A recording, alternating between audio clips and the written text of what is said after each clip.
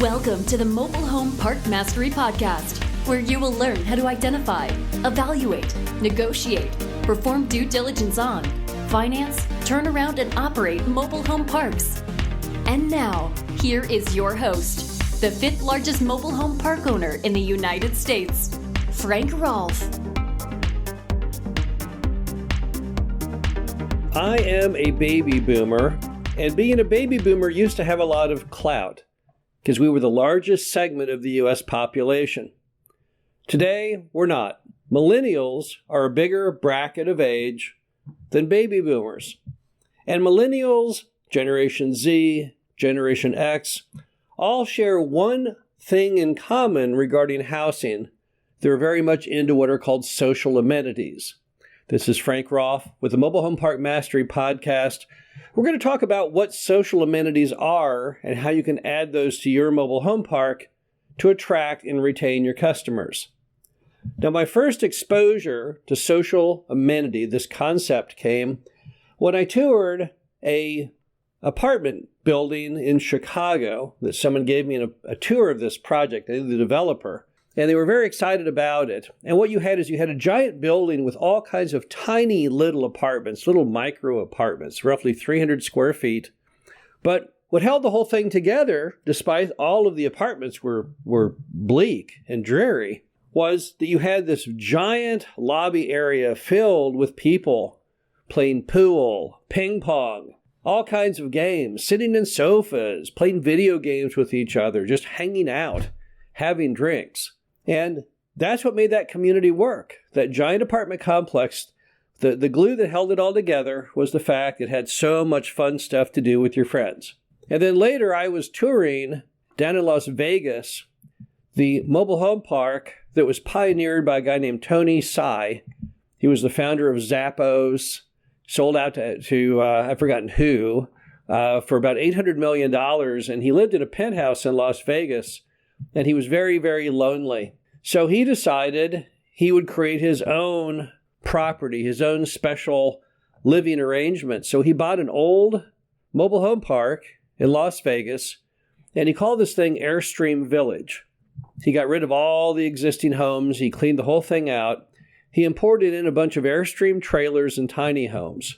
And if you lived in Airstream Village, the concept would be you wouldn't go back to your Airstream or your tiny home except to go to sleep. When you were awake, he wanted everyone together, all hanging out.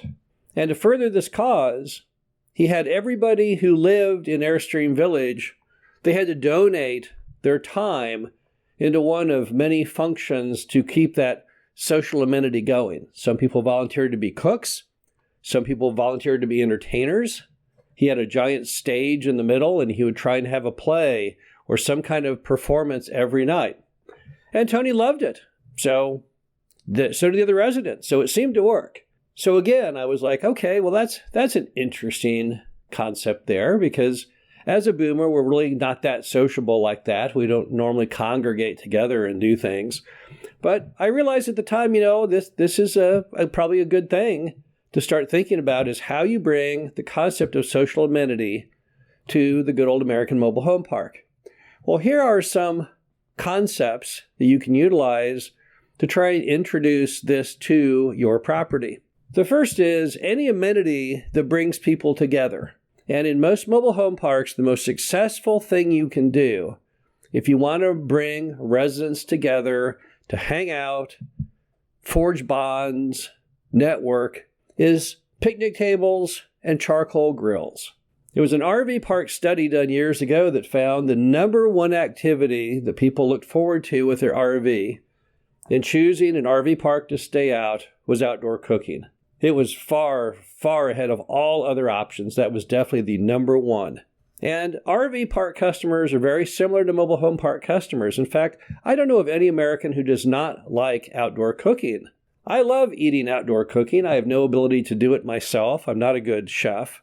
But if I see someone cooking up hot dogs or hamburgers or steaks or anything in an open flame, definitely count me in. And your residents are no different.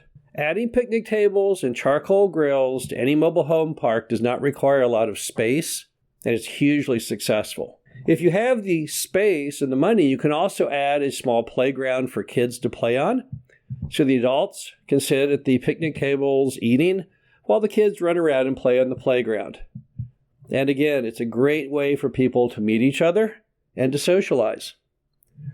Another amenity we like to send that kind of social amenity fabric into the park are called blessing boxes.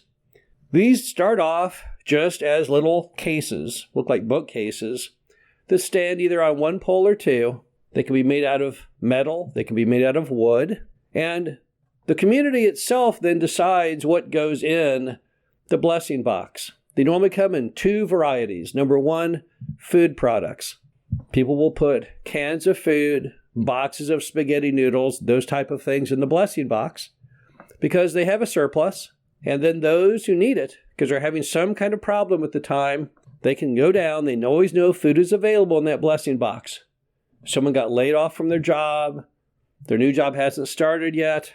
They've got kids they need to feed dinner that night. They can go down and they can get a box of spaghetti noodles and a can of spaghetti paste and make a delicious meal. And it furthers the concept that the residents are out supporting each other. In a lot of your more senior communities, that blessing box instead becomes filled with books. People will read books, put a book in there, take a book out, repeat. It's like a private library for your mobile home park. And again, it sends a definite message, a clear signal to all residents that they support each other.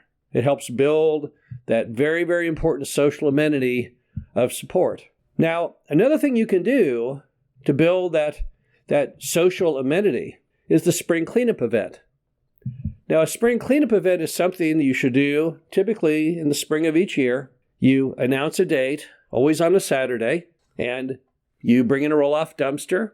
You have the residents come out, and starting at one end of the mobile home park, just do what they can to clean it up for the season. Also, let a lot of nonprofits know they love to participate in those.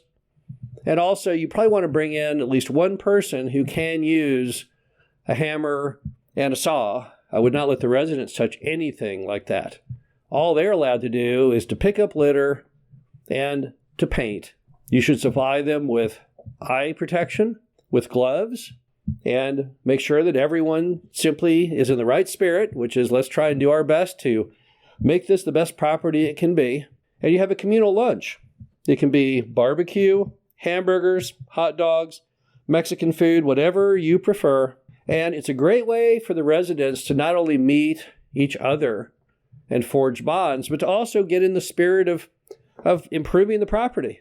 It's another great social amenity, which is not very expensive. Probably perhaps, though, the best thing you can do if you really want to build a social amenity in your mobile home park is the correct choice of a manager. Because your manager in many ways is your mayor, and they set the tone of whether your residents are happy or unhappy.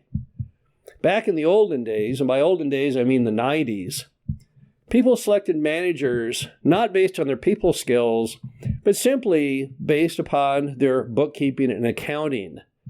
Because back then we didn't have software. So the manager was responsible to record checks coming in and do other odds and ends like that made the business function.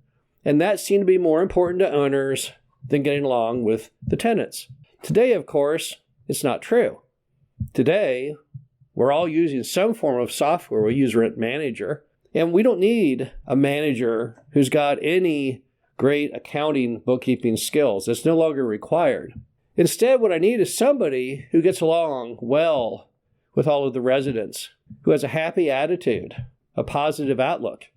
I would much rather have someone with absolutely no real estate experience whatsoever, but a positive frame of mind as the manager, than someone who's sour and dour but has 30 years of multifamily or mobile home park experience.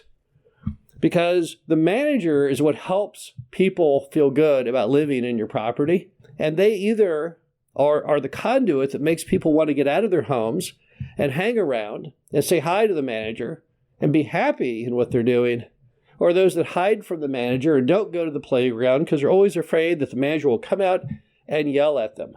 I've been in properties that are managed by a manager who believes the only way to make that property work is through endless 24/7 discipline and shaming.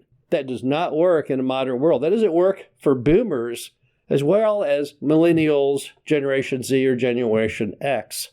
The bottom line to it is, if you want to get your mobile home park in the right position for the future, for the younger generations, you really need to look at your property and say, do I offer enough in terms of social amenities? And if the answer is no, you might take a few of these tips to make your property a better place to live. This is Frank Rolfe with the Mobile Home Park Mastery Podcast. Hope you enjoyed this. Talk to you again soon. Thank you for listening to the Mobile Home Park Mastery Podcast. Be sure to visit us at mhpmastery.com to subscribe to the show, read our show transcriptions, and access all of our great information on mobile home park investing.